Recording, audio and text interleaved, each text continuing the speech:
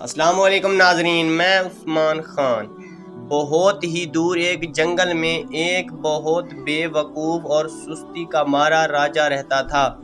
دنیا میں شاید ہی کوئی جانتا تھا کہ اس کی سلطنت کہاں واقع ہے۔ وہ سارا دن اپنے تخت پر لیٹا رہتا اور اس کے ملازم مور کے پروں سے بنے پنکھوں سے اسے ہوا کرتے رہتے۔ ایک دن اس نے فیصلہ کیا کہ اسے بھی شادی کر لینی چاہیے۔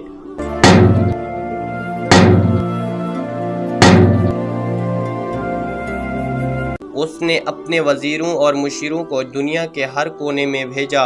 اس کے وزیر اور مشیر بھی اسی کی طرح کے عقل مند تھے۔ اس نے وزیروں کو کہہ کر بھیجا تھا کہ اس کی بیوی ایسی ہونی چاہیے جو زمین پر بھی چل سکے اور ہوا میں بھی اڑ سکے، جس کی شکل انسانوں جیسی ہو لیکن وہ انسان نہ لگتی ہو۔ اس کے 4 بازو اور 4 ٹانگیں۔ بے چارے وزیر اور مشیر سخت پریشانی کے عالم میں دنیا بھر میں مارے پھر رہے تھے۔ تب بھی انہیں راستے میں ایک بہت عقل مند بوڑھا ملا جسے انہوں نے اپنی مشکل بتائی۔ وہ ہنس کر بولا، یہ تو بہت آسان ہے، یہاں سے ایک بندریا پکڑو اور اپنے راجہ کے لیے لے جاؤ۔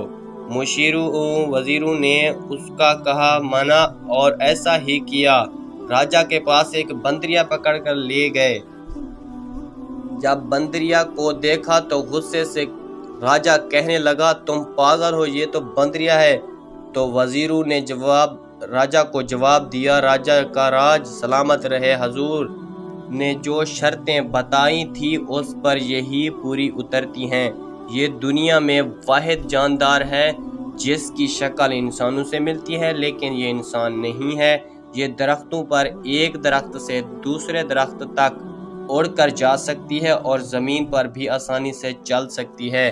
یہ ٹانگوں سے بازوں کا کام لیتی ہے اور بازوں سے ٹانگوں کا کام لیتی ہے، اس لیے اس کی 4 ٹانگیں بھی ہیں اور 4 بازو بھی۔ واقع راجہ کی ساری شرطوں پر ایک بندریا ہی اترتی تھی، لہذا راجہ لاجواب ہو کر بے وقوفوں کی طرح انہیں دیکھنے لگا۔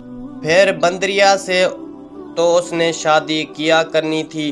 وہ ساری عمر کنوارا ہی رہا لیکن لوگ بندریا کو نہیں بھولے اور راجہ کی غیر موجودگی میں اسے بندریا کا شوہر ہی کہتے رہتے، اسے چڑھاتے اور وہ بے وقوف راجہ بھی چڑھ جاتا تھا، جس سے اپنے مشیروں اور وزیروں اور دوسرے لوگوں کو مارتا پیٹتا۔